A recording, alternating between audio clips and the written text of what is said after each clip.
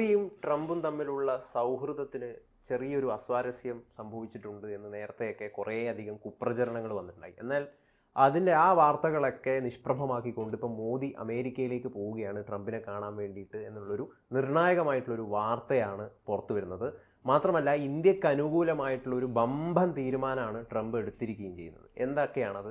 കൂടുതൽ വിശേഷങ്ങൾ. അതായത് ഈ ഫെബ്രുവരി മാസത്തിലായിരിക്കും ഡൊണാൾഡ് ട്രംപിനെ കാണാനായിട്ട് നരേന്ദ്രമോദി, ഇന്ത്യൻ പ്രധാനമന്ത്രി, അമേരിക്കയ്ക്ക് പോകുന്നത്. ഒരുപക്ഷെ ഈ ഡൊണാൾഡ് ട്രംപ് അധികാരമേറ്റതിന് ശേഷം അദ്ദേഹത്തെ അമേരിക്കയിൽ പോയി സന്ദർശിക്കുന്ന ലോകത്തെ ആദ്യത്തെ പ്രമുഖരായ നേതാക്കൾ അല്ലെങ്കിൽ ഭരണാധികാരികൾ ആ പട്ടികയിലേക്കാണ് നരേന്ദ്രമോദി ഉൾപ്പെടുന്നത്. അപ്പോൾ നേരത്തെ മുതൽ പറഞ്ഞത് ഡൊണാൾഡ് ട്രംപും മോദിയും തമ്മിൽ ഇപ്പം അടുത്ത കാലത്തായിട്ട് നല്ല ബന്ധമൊന്നും അല്ലെന്നാണ്. പക്ഷേ അങ്ങനെയൊന്നുമല്ല, മോദിയുമായിട്ട് നല്ല ബന്ധമാണ്. കഴിഞ്ഞ ദിവസം ഫോണിൽ സംസാരിച്ചു. അതിൻ്റെ അടിസ്ഥാനത്തിലാണ് ട്രംപിനെ കാണാനായിട്ട് മോദി അങ്ങോട്ടേക്ക് ചെല്ലുന്നത്.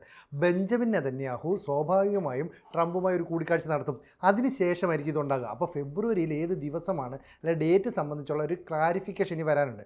മാത്രവുമല്ല, ഈ വർഷം അവസാനം ക്വാഡ് ഉച്ചകോടിയുണ്ട്. ഈ ക്വാഡ് ഉച്ചകോടി നടക്കുന്നത് ഇന്ത്യയിലാണ്. അങ്ങനെയാണെങ്കിൽ ട്രംപ് ഇന്ത്യയിൽ ആ ഉച്ചകോടിയിൽ പങ്കെടുക്കാനും വരും. അപ്പോൾ 2019 മോഡി ഇതുപോലെ അമേരിക്കയിൽ ചെല്ലുകയും വലിയ സ്വീകരണമൊക്കെ നൽകുകയും ചെയ്തു. തിരിച്ച് ട്രംപ് ഇവിടെ വരികയും ചെയ്തിരുന്നു. എന്ന് പറയുന്ന പോലെ വളരെ ഊഷ്മളമായ ഒരു ബന്ധത്തിൻ്റെ സൂചനകൾ പുറത്തു വരുന്നു. ഇനി മറ്റൊരു കാര്യം എന്ന് പറയുന്നത്, ഖലിസ്ഥാൻവാദികൾക്കെതിരെ അമേരിക്കയിൽ ശക്തമായ നടപടികൾ സ്വീകരിക്കുന്നു. അതായത് ഗുരുദ്വാരകൾ കേന്ദ്രീകരിച്ച് നിരവധി അനധികൃതമായി അവിടെ എത്തിയ സിഖ് വംശജർ, പ്രത്യേകിച്ച് ഖലിസ്ഥാൻവാദികൾ അവിടെ നിൽക്കുന്നുണ്ടായിരുന്നു. അവിടങ്ങളിലൊക്കെ കഴിഞ്ഞ ദിവസങ്ങളിൽ വലിയ റെയ്ഡ് നടന്നു. അതായത് US ഡിപ്പാർട്ട്മെൻറ്റ് ഓഫ് ഹോംലാൻഡ് സെക്യൂരിറ്റിയുടെ നേതൃത്വത്തിലാണ് ഈ റെയ്ഡ് നടന്നത്. ന്യൂജേഴ്സിയിൽ നടന്നു, സാൻ ഫ്രാൻസിസ്കോയിൽ നടന്നു, ന്യൂയോർക്കിൽ നടന്നു. ഇവിടങ്ങളിൽ നിന്നൊക്കെയുള്ള ഗുരുദ്വാരകളുണ്ട് ഈ സിഖുകാരുടെ. ആ ഗുരുദ്വാരകളിൽ കഴിയുന്ന പലർക്കും അനധികൃതമായി അവിടെ എത്തിയതാണെന്ന് ഈ പോലീസ് സംവിധാനങ്ങൾ കണ്ടെത്തിയിട്ടുണ്ട്. മാത്രമല്ല, അവർ നടത്തുന്ന ഈ സിഖ് വംശജർ നടത്തുന്ന റെസ്റ്റോറൻറ്റുകളുണ്ട്. അവിടെ അവർ പ്രധാനമായും വെച്ചിരിക്കുന്ന ഫോട്ടോകൾ ഭിന്ദ്രൻവാലയുടേതാണ്. അതായത് നമ്മൾ ഭീകരനായി കരുതിയ ആൾ. അതുപോലെ നരേന്ദ്രമോദിയെയും ഡോവലിനെയും ഒക്കെ അപകീർത്തിപ്പെടുത്തുന്ന ചിത്രങ്ങൾ വെക്കുന്നു. അപ്പോൾ അതൊക്കെ കണ്ട് അതൊക്കെ ആസ്വദിക്കാൻ വരുന്ന ഒരു കൂട്ടം ആളുകളുണ്ട്. അപ്പോൾ മോദിയെ അപമാനിക്കുന്നു, അല്ലെങ്കിൽ മോദിയെ ഈ ഭരണകൂടത്തെ ഇല്ലാതാക്കുന്ന തരത്തിലുള്ള നിലപാടുകൾ സ്വീകരിക്കുന്നതിനെതിരെ നമ്മുടെ അംബാസിഡർ നേരത്തെ തന്നെ ജോ ബൈഡൻ ഭരണകൂടത്തോട് ഇക്കാര്യങ്ങൾ പറഞ്ഞിരുന്നു. അന്ന് ബൈഡൻ ഭരണകൂടം അനുകൂലിച്ചില്ല. മാത്രവുമല്ല, ഈ ഖാലിസ്ഥാൻവാദികൾക്ക് പരോക്ഷമായ ഒരു പിന്തുണ നൽകുകയും ചെയ്തു. പക്ഷേ ഡൊണാൾഡ് ട്രംപ് അധികാരത്തിൽ വന്നപ്പോൾ ഇത്തരത്തിൽ അനധികൃതമായി ഇവിടെ എത്തിയവർക്കെതിരെ, ഒപ്പം ഇന്ത്യക്കെതിരെ നിലപാട് സ്വീകരിക്കുന്നവർക്കെതിരെ കർശന നടപടി സ്വീകരിക്കുകയാണ്. അപ്പം ഈ ആളുകൾ പലരും ഇന്ത്യയിൽ നിന്ന്, അതായത് പഞ്ചാബിൽ നിന്നടക്കം നേരെ കാനഡയിൽ ചെല്ലും. കാനഡയിൽ നിന്ന് പല മാർഗങ്ങളിലൂടെ നിയമാനുസൃതമല്ലാതെ അമേരിക്കയിലെത്തും. എന്നിട്ട് അമേരിക്കയിലെ സിഖ് വംശജർ നടത്തുന്ന റെസ്റ്റോറൻറ്റുകളിൽ പണിയെടുക്കും. അതുപോലെ തന്നെ ഗുരുദ്വാരകളിൽ സേവ ചെയ്യാനാണെന്ന് പറഞ്ഞെത്തും. പക്ഷേ ഇവരെന്താ ചെയ്യുന്നത്? അമേരിക്കയിൽ കഴിയുകയാണ്. എന്നിട്ട് ഇന്ത്യക്ക് വിരുദ്ധമായ നിലപാട് സ്വീകരിക്കും. ഇപ്പോൾ ഡൊണാൾഡ് ട്രംപിൻ്റെ പോലീസ് പറയുന്നത്, ഇങ്ങനെ ഇന്ത്യ വിരുദ്ധ നിലപാട് സ്വീകരിക്കുന്ന ആളുകളെ ഞങ്ങൾ ഇവിടുന്ന് ഡിപ്പോർട്ട് ചെയ്യും, അതായത് ഇവിടെ നിൽക്കാൻ അനുവദിക്കില്ല.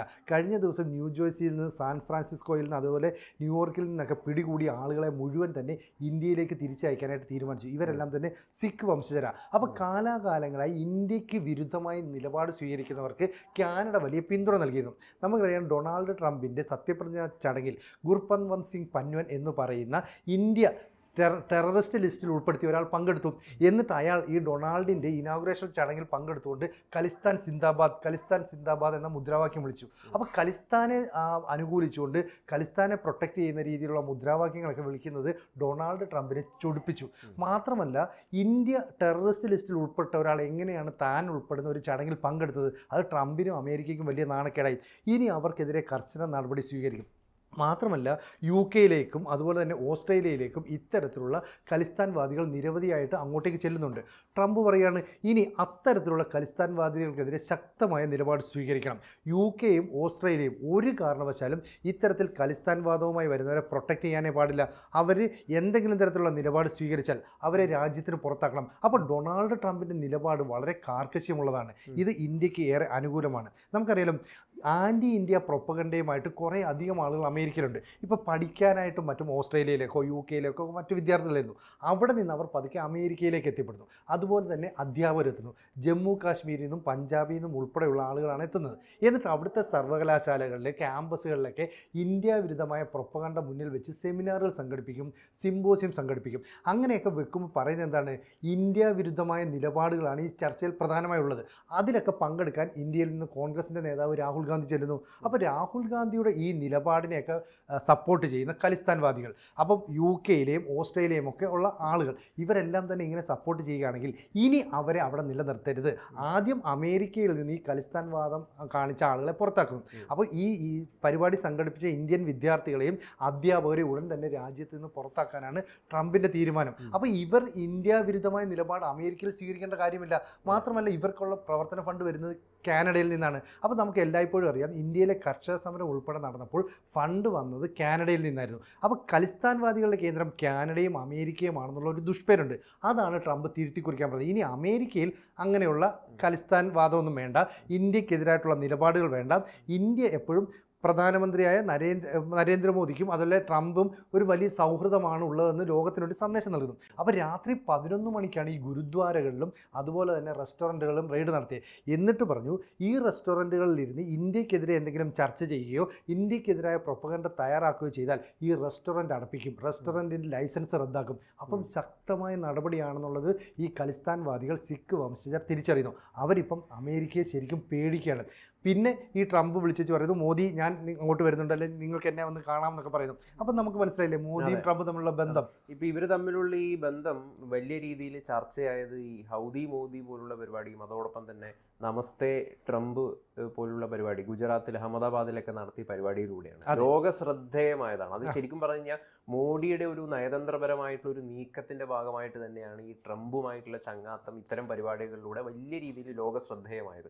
അത്തരം ഒരു പരിപാടി ഇപ്പോൾ മോദി അമേരിക്കയിലേക്ക് പോകുമ്പം കഴിഞ്ഞ തവണ ഈ 2019 തോന്നുന്നു ട്രംപ് ആ പരിപാടിയിൽ എത്തുകയും മോഡിയെ കൈവീശി ആ സ്റ്റേഡിയത്തിന് ചുറ്റും നടക്കുന്നതൊക്കെ വലിയ വൈറലായതാണ്. അത്തരം ഒരു സാഹചര്യം വീണ്ടും രൂപപ്പെടാനുള്ളൊരു ഇതുണ്ടോ? സാധ്യതയുണ്ട്. കാരണം ഹൂസ്റ്റണിലോ മറ്റോ ആയിരുന്നു തോന്നുന്നു ആ പരിപാടി നടന്നത്. അപ്പോൾ വൻതോതിലാണ് ജനങ്ങൾ, ഇന്ത്യക്കാരടക്കം അവിടെ വന്നത്.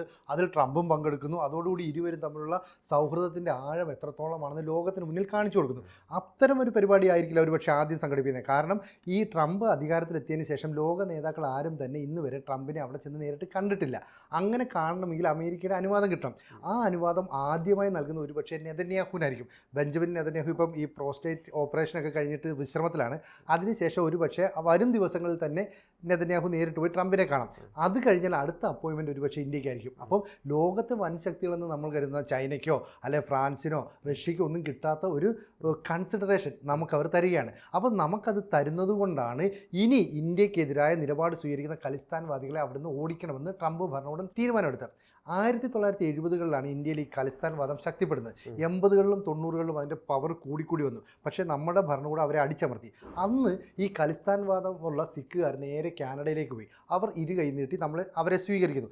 എന്നിട്ട് ജസ്റ്റിൻ ട്രൂഡോ എന്ന് പറയുന്ന അവിടുത്തെ പ്രധാനമന്ത്രി ഇപ്പോൾ അവർക്ക് കൈ അയച്ച് സഹായം ചെയ്യുകയും നിജ്ജർ എന്ന് പറയുന്ന ഒരാളെ അവിടെ വെച്ച് കൊന്നു. അന്ന് ഈ പറയുന്ന ജസ്റ്റിൻ ട്രൂഡോ പറഞ്ഞു, ഇന്ത്യയാണ് കൊന്നത്, ഇന്ത്യക്കെതിരെ ശക്തമായ നിലപാട് സ്വീകരിക്കണം.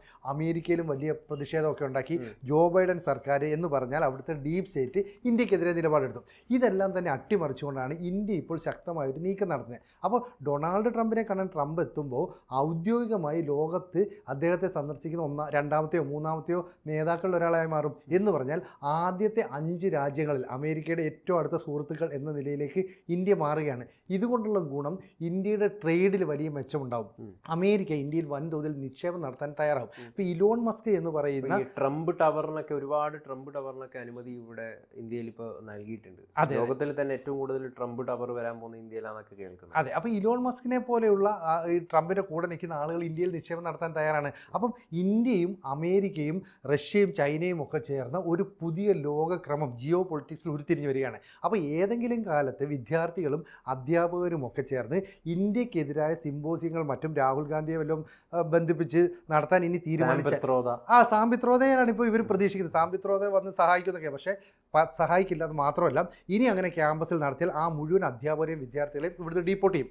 നിലവിൽ അങ്ങനെയുള്ള ആൾക്കാരെ കണ്ടെത്തിയിട്ടുണ്ട്. അവർക്കെതിരെ ഇപ്പോൾ കേസ് രജിസ്റ്റർ ചെയ്തു. അത് ജോ ബൈഡൻ സർക്കാരിൻ്റെ കാലത്തുണ്ടായ പ്രശ്നമാണ്. അന്ന് ഇന്ത്യൻ അംബാസഡർ ഇത് സംബന്ധിച്ച് പരാതി നൽകി. യാതൊന്നും നടന്നില്ല. അതേ പരാതി ഡൊണാൾഡ് ട്രംപ് ഇപ്പം നീക്കം നടത്തുന്നു. അപ്പോൾ രാത്രി 11 മണിക്ക് ഇത്തരത്തിൽ ഗൂഢാലോചന നടത്തിയ ഗുരുദ്വാരയിൽ ഒളിച്ചു കഴിഞ്ഞിരുന്ന ആൾക്കാരെ, അതുപോലെ തന്നെ റെസ്റ്റോറൻറ്റുകളിൽ ചില പ്ലാനിങ് നടത്തിയ ആൾക്കാരെയൊക്കെ തന്നെ രാത്രി തന്നെ വിമാനം കയറ്റി വിടുന്നു. ഇനി അങ്ങനെ നടത്തുന്ന ആൾക്കാരുണ്ടെങ്കിൽ അവർക്കെതിരെ ശക്തമായ നിലപാട് സ്വീകരിക്കും. കാനഡയിലോ ബ്രിട്ടനിലോ ഓസ്ട്രേലിയയിലോ പോലും ഇത്തരത്തിൽ ഇന്ത്യ വിരുദ്ധമായ ചർച്ചകളോ ആശയങ്ങളോ ഒന്നും തന്നെ ഉണ്ടാകാൻ പാടില്ല, അത്തരത്തിലുള്ള ഒരു പ്രവണതയെ പ്രോത്സാഹിപ്പിക്കാൻ പാടില്ലെന്ന് ഡൊണാൾഡ് ട്രംപ് നേരിട്ട് തന്നെ പ്രഖ്യാപിക്കുകയും ചെയ്തു. ഇതോടുകൂടി ട്രംപും മോദിയും തമ്മിൽ വലിയ കൂട്ടാവുന്നു.